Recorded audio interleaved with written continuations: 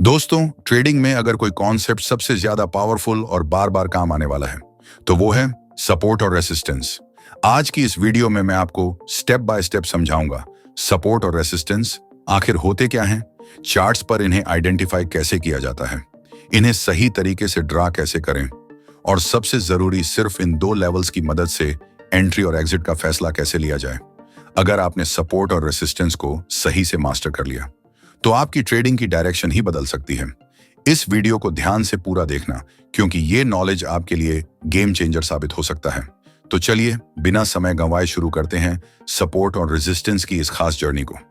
देखो दोस्तों, सपोर्ट और रेजिस्टेंस को अगर सबसे आसान भाषा में समझना हो तो ये बस एक जोन है, यानी एक की लेवल। सपोर्ट का मतलब है वो जगह जहां बायर्स ज्यादा होते हैं, यानी कोई ऐसी प्राइस जहां डिमांड अचानक बढ़ जाती है और लोग खरीदने लगते हैं। जैसे मान लो सिल्वर का भाव अभी 1 लाख रुपए है, अचानक इसका भाव गिरकर 80,000 हो गया तो क्या होगा? ज्यादातर लोग सोचेंगे वाह अब तो सस्ता मिल रहा है और वो बाय करने लगेंगे। डिमांड बढ़ी तो प्राइस वापस ऊपर जाने लगेगा, यानी 80,000 का लेवल बन गया सपोर्ट जोन।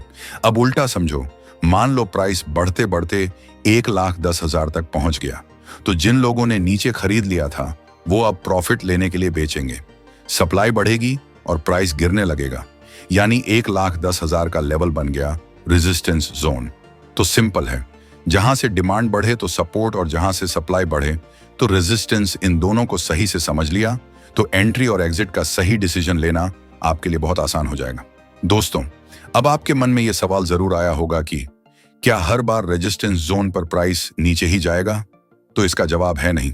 कई बार प्राइस रेजिस्टेंस को तोड़कर ऊपर भी निकल जाता है। एग्जाम्पल से समझते हैं। मान लो कोई स्टॉक अभी 50 रुपए पर चल रहा है, यहां बायर्स ज्यादा एक्टिव हैं, यानी ये बना सपोर्ट जोन। बायर्स की वजह से डिमांड बढ़ी और प्राइस चढ़ते चढ़ते 70 तक पहुंच गया। 70 पर सेलर एक्टिव हो गए और ये बना रेसिस्टेंस जोन।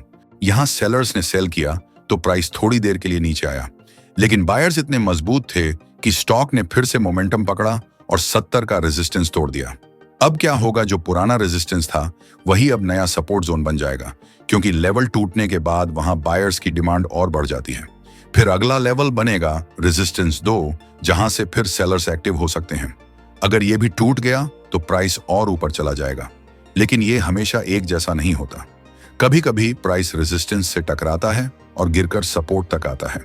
सपोर्ट पर बायर्स थोड़ी देर प्राइस को रोकते हैं, लेकिन अगर सेलर्स और मजबूत हुए तो सपोर्ट भी टूट जाएगा।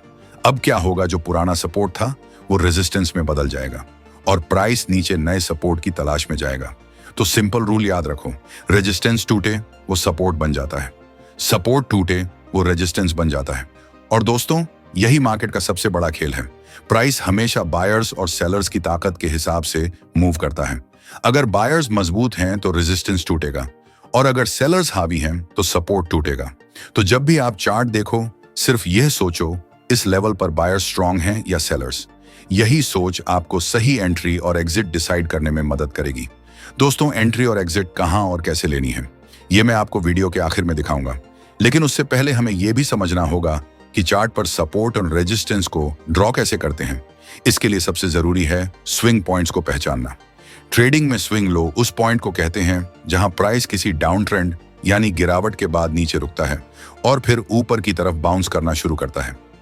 वहीं स्विंग हाई वो पॉइंट है जहां प्राइस ऊपर चढ़ते चढ़ते एक हाईएस्ट पॉइंट बनाता है और फिर नीचे गिरना शुरू करता है। अब चलिए एक चार्ट देखते हैं। ये एडनी का चार्ट है। यहां पर ध्यान दो, ये एक रेजिस्टेंस लेवल है और ये एक सपोर्ट लेवल। अब इन लेवल्स को मार्क करने के लिए आपको चार्ट में रेक्टेंगल टूल का इस्तेमाल करना है। पहले देखो, प्राइस ऊपर की तरफ मूव करता है और रेजिस्टेंस जोन तक पहुंचकर रुक जाता है। वहां से प्राइस रिवर्स होकर नीचे आता है और सपोर्ट जोन को टेस्ट करता है, फिर सपोर्ट से बाउंस लेकर वापस ऊपर चला जाता है। तो इस तरह आपको बेसिक समझ आ गया होगा कि सपोर्ट और रेजिस्टेंस चार्ट पर कैसे ड्रॉ किए जाते हैं। दोस्तों, अब आइए थोड़ा और एडवांस लेवल पर समझते हैं। ब्रेकआउट के बाद सपोर्ट और रेजिस्टेंस कैसे बदल जाते हैं। देखिए, ये निफ्टी का 5 मिनट का चार्ट है। यहाँ एक सपोर्ट जोन है जहां से प्राइस ऊपर मूव कर रहा है।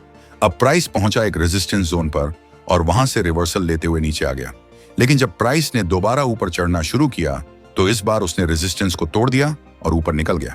अब क्या हुआ, जो पुराना रेजिस्टेंस था वो सपोर्ट जोन में बदल गया और ऊपर नया लेवल बना, रेजिस्टेंस 2।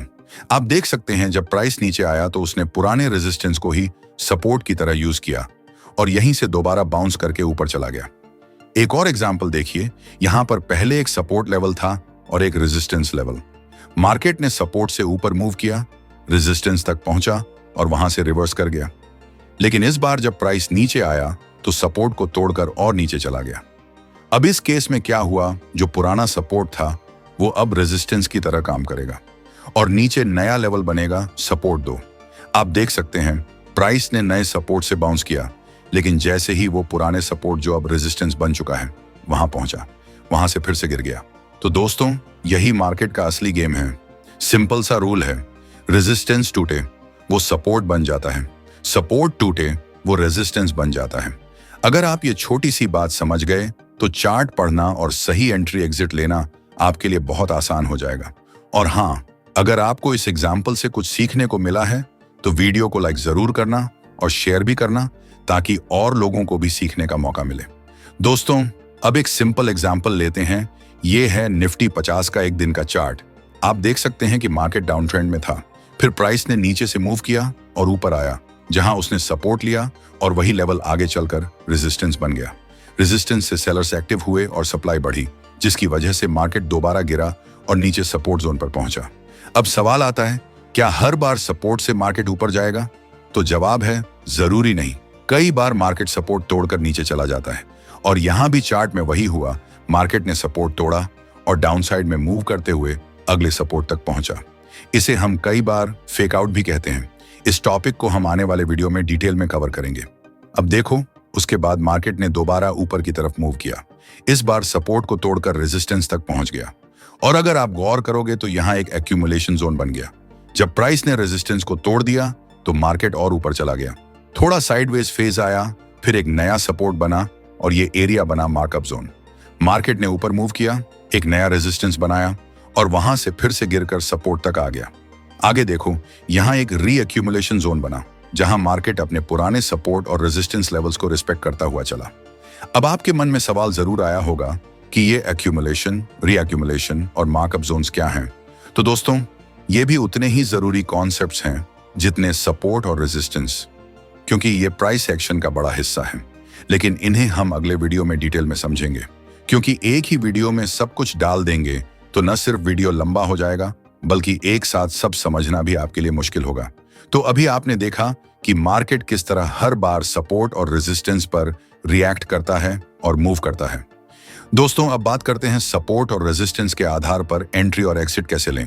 हमने अभी एक दिन का टाइम फ्रेम का चार्ट देखा, लेकिन परफेक्ट एंट्री और एक्सिट के लिए हमें छोटे टाइम फ्रेम पर जाना पड़ेगा। यह स्ट्रैटेजी छोटे टाइम फ्रेम पर सही सिग्नल देती है। अगर आप इस स्ट्रैटेजी को डिटेल में समझना चाहते हैं तो हमारा टाइम फ्रेम वीडियो देखें, लिंक डिस्क्रिप्शन में दिया गया है। अब ये वही एक दिन का चार्ट है, जहां सपोर्ट जोन है वही हमें 30 मिनट या 15 मिनट के चार्ट पर झूम करके देखना है। देखो, यहाँ प्राइस सपोर्ट पर 2 से 3 कैंडल्स तक रुका हुआ है, फिर बनती है एक बुलिश कैंडल और यही हमारी एंट्री होगी। स्टॉप लॉस हम सपोर्ट के थोड़े नीचे रख सकते हैं। एग्जिट के लिए आप 1:2 रिस्क रिवॉर्ड रेशियो रख सकते हैं या फिर अगला रेजिस्टेंस लेवल टारगेट बना सकते हैं। ठीक उसी तरह सेल साइड के लिए भी देखें, मार्केट अप ट्रेंड में है और प्राइस रेजिस्टेंस जोन पर आता है। प्राइस थोड़ी देर रेस्ट करता है और फिर बनती है एक बड़ी बेरिश कैंडल, यही हमारी सेल पोजीशन बनेगी।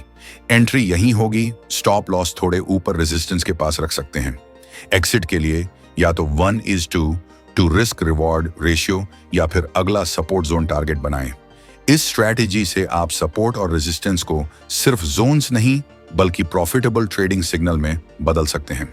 तो दोस्तों, अगले वीडियो में हम सपोर्ट और रेजिस्टेंस पर प्रैक्टिकल ट्रेडिंग स्ट्रैटेजी सीखेंगे।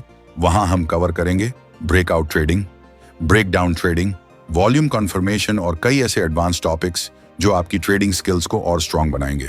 आज की इस वीडियो में हमने पूरा कोशिश किया कि आपको आसान भाषा में समझ आए सपोर्ट और रेजिस्टेंस का असली मतलब, चार्ट्स पर जोन्स कैसे ड्रॉ करते हैं, रियल ट्रेड में एंट्री और एग्जिट स्ट्रैटेजी कैसे बनाई जाती है।